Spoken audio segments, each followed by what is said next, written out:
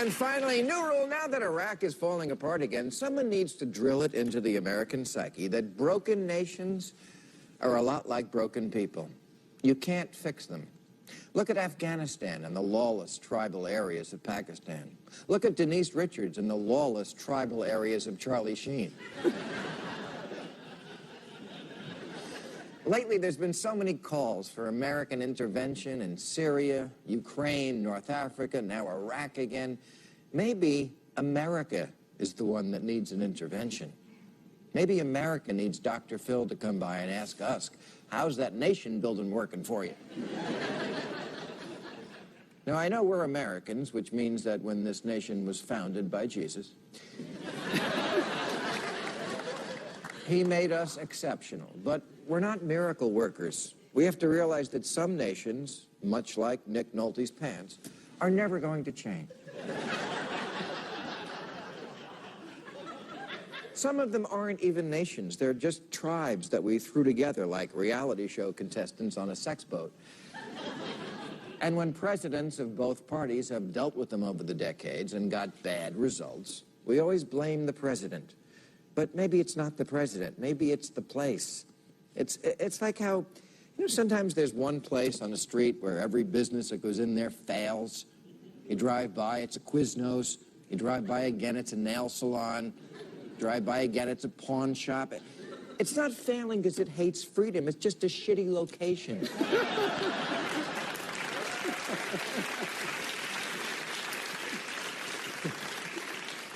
I'm sorry, Iraq, not to be mean, but you're a shitty location. Which is why it's so frustrating to now hear, if only we had stayed. This is the delusion that launched the war in the first place. Remember the plan? We were going to go into Iraq. We'd be greeted as liberators. Then we'd install an American-style democracy that we'd then use as a model for the rest of the Middle East to become democratic. Then after lunch, Don Rumsfeld once said we could fix Iraq in 6 months. Fix Iraq.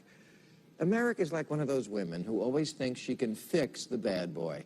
And Iraq, Afghanistan, Vietnam, Pakistan, Somalia, these are all the bad boys we couldn't resist trying to fix.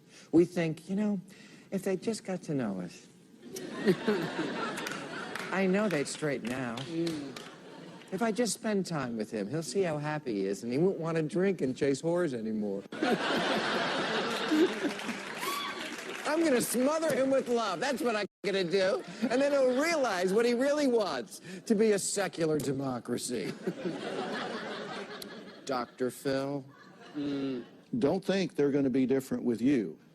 You love who you wish he was, not who he is. These people typically don't improve.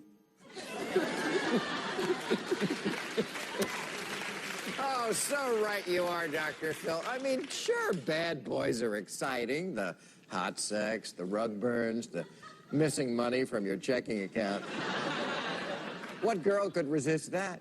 I mean, we've all seen how even big stars, beautiful, rich, successful women who could have anybody, chose to get with dirtbags.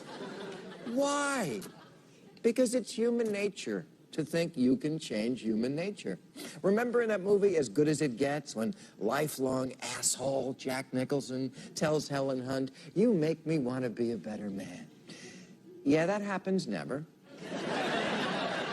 Just like President Maliki isn't going to call Obama tomorrow and say, "You make us want to be a better country." Thank you very much. That's our show. I'll be in